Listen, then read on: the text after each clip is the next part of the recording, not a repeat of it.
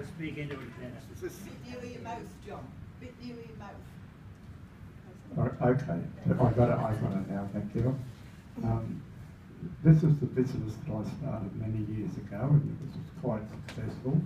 It was a WA night patrol. And there was a night time that I think we had the whole of Perth and Fremantle and that covered with patrolmen. And it was a very successful business, and it sort of led to all sorts of things. And we got jobs like delivering boxes of money to different companies and that sort of thing. And we were always well armed in those days, and had vehicles to do the job. Nothing to do with Dad, that one.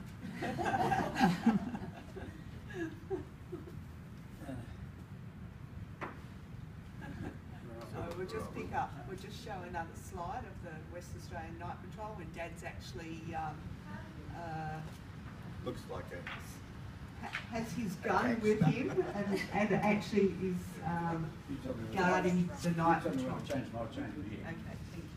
So what's that one, Dad? That's out in front of the place where I had the business. It's out in front of the place where I had the business. And that's one of our cars that where we used to either deliver money to or do any sort of security job that we were asked. That's one of my security men there. I had a number of one in just about every district. And it used to deliver payrolls and do all sorts of necessary jobs. And this was in the early 60s. This was in the early 60s. As you can see, I got a bit of good health here from a daughter and a son. Turn over. This is a boat building business that I had in Perth, and it was very successful where we built and sold boats. And we would build big boats, small boats, and all sorts of boats. And it was quite good. And this is a ship that had been sunk for a period of time, and it was called the Lana. And we raised that from the bottom of the ocean and rebuilt it. And this is typical of the types of things that we did do. The boat building business I had at the time was very successful.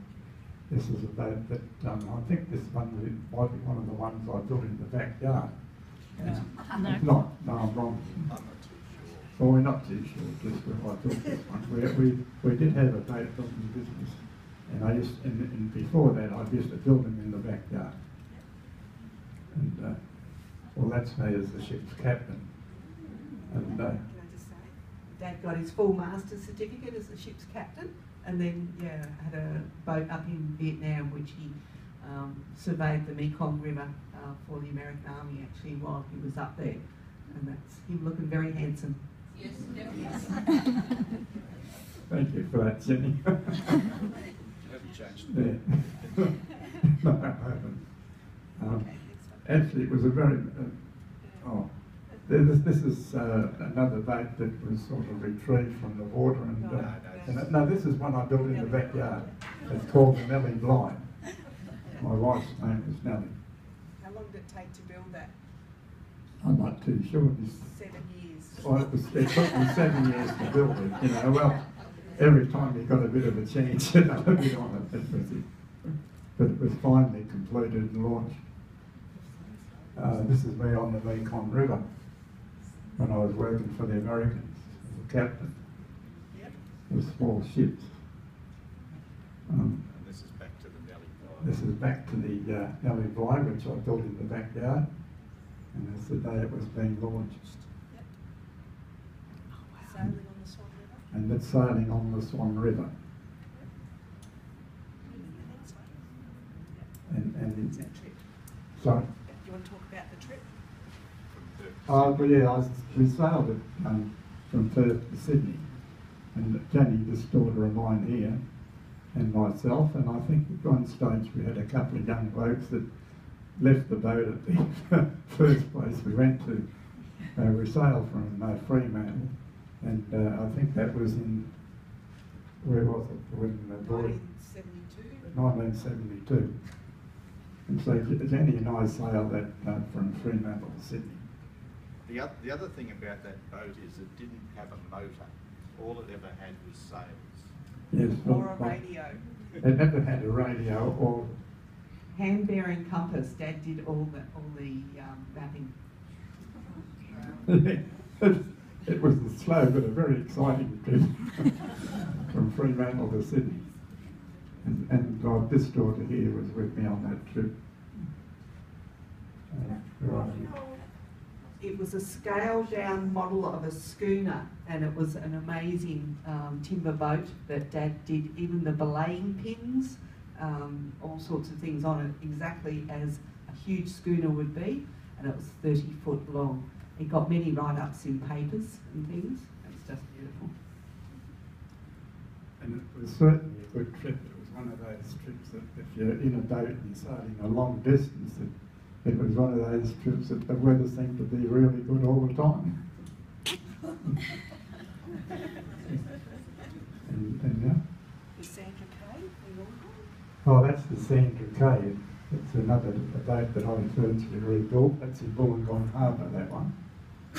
And still there today. Still, whale watching. it does a lot of whale watching, and that out of Wollongong. And that's your daughter. Oh, yes, this is the Sandra Cay, and that girl standing up there, that's one of my daughters, Sandra. And her sail that many miles in the ocean. Actually, The last one. Yeah. So it's completely rebuilt. yeah, this was a boat that I think has been sunk, I think.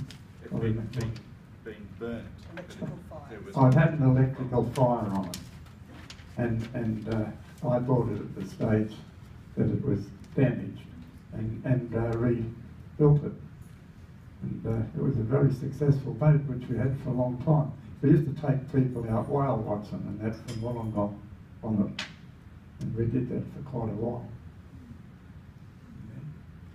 He bought that boat for $4,000. He put in a tender, and then he sold all the refrigeration on it for $4,000 and rebuilt it. More luck than ability. Yeah. That's it. And that's about my sailing life, which I really used to enjoy being out in the ocean, sailing boats. I've sailed in quite a lot of boats in all these different shapes and sizes. And I always enjoyed being a ship's captain for a number of years. Very good. Thank you. Thank you.